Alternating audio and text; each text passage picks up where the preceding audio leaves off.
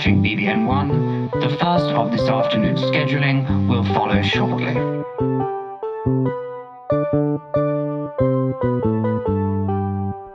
Good evening, Great Britain. Tonight on 13 Minutes, a new breed of fluffy super beast attacks.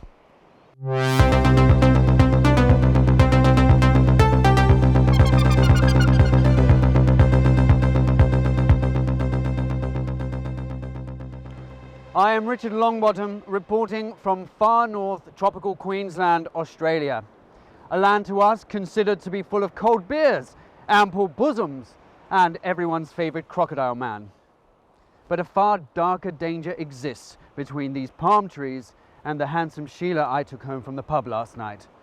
Rather, a ferocious and vicious animal with no known predator, the drop bear. Said to have been created in a laboratory where government scientists tried to create an animal superweapon by combining Bat's night vision, Jaguar's hunting capabilities, and Koala's tree climbing skills. The drop bear was born. A male and female were suspected to have been accidentally swapped out during an outback tour in the 1970s. A decade later, and shagging like rabbits, they've amassed a sizable population that has switched its main meal source of bamboo and eucalyptus to unsuspecting, bumbling tourists. This is said to be the result of genetically modifying their genome to react with a crack-like intensity after a sugarcane power nap. Experts say this has resulted in cross-species mating and developing an ever-growing case of the clap amongst the docile koala community.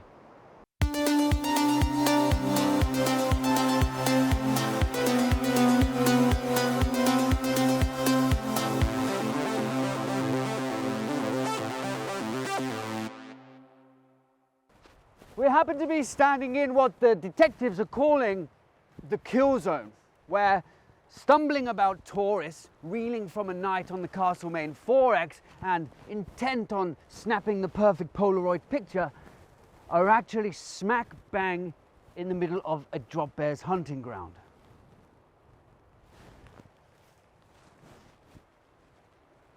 This Wham t-shirt is all that remains of a British backpacker. Poor bugger. And there's not much of this fellow either. Oh, presumably German. It appears in his last moments he was listening to a cassette tape of David Hasselhoff on his Walkman. Maybe the drop bear saw this to be a mercy killing for all those around him with better musical tastes. However, this isn't always a 100% fatal affair. Just earlier this afternoon, we were able to interview a survivor, Patricia, who walked us through her ordeal and the ever-changing lifestyle on the coast. Every morning I swim in solitude.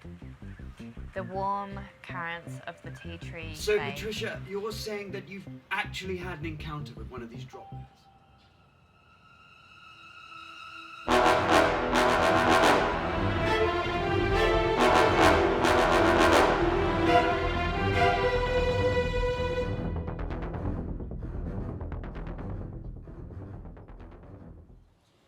As you can see, the locals are determined to live their lives despite what furry lethality exists in these waters or between those coconuts.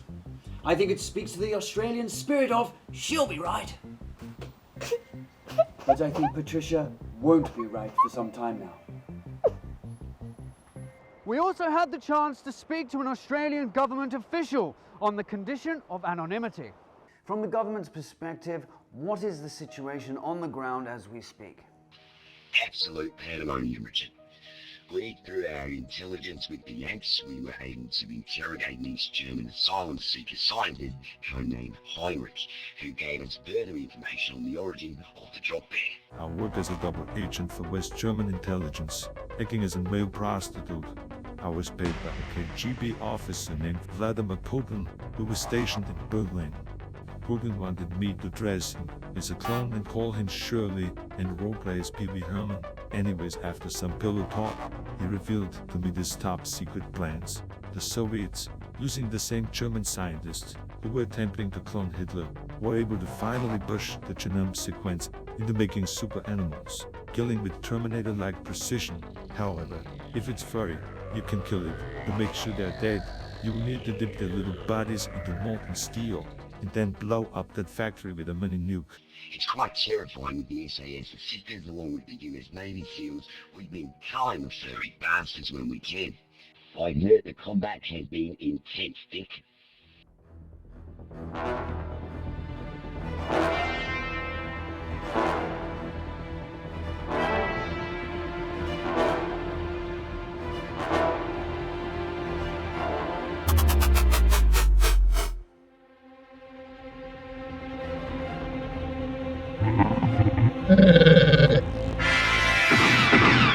Contact! Anyways, if you gave me 100 viral crocodile Dundees, we would have squashed this conflict by now. Seems we haven't learned anything from the Great Indian War. It's peak tourist season and we have direct orders from the Prime Minister to not scare off the millions of dollars in far north Queensland. So, unfortunately, if there are some onesie-twosie tourists every week, that's a decision we're willing to bear and send an apology basket with an extra few work and holiday visas granted per country to their consulate. And has the Crown been made aware of the situation? Yes, we have. In fact, we received a letter from old Lizzie herself. Dear Mr. Prime Minister, this news upsets me greatly. However, you get a free pass on this one as a my bad for dissolving the previous entire Parliament, but you can't test my patience further by allowing more non-Brits than Brits into Australia. It needs to maintain its Commonwealth purity. I also have enough domestic pests to be concerned with, primarily that bitch Diana. My current strategy is to use the French paparazzi, but let me know what winds up working best on the Dropbears. Hugs and kisses, Lizzie.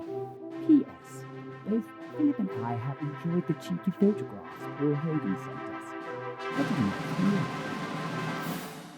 This will absolutely send shockwaves through the colonies. Are you willing to be accountable for this information?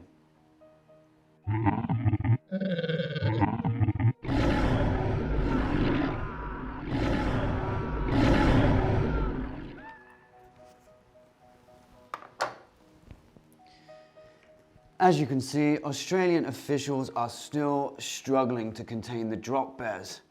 The British government has offered its support, but the Australian Parliament has declined.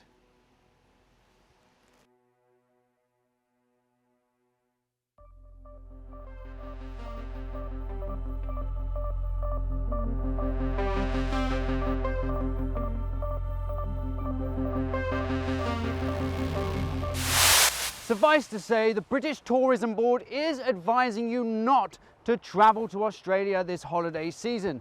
And not just because of the possible exposure to pub venereal diseases or Paul Hogan's sunning cheeks, but the real threat that there just might be a drop bear on your tail. This is Richard Longbottom reporting from far north tropical Queensland, Australia.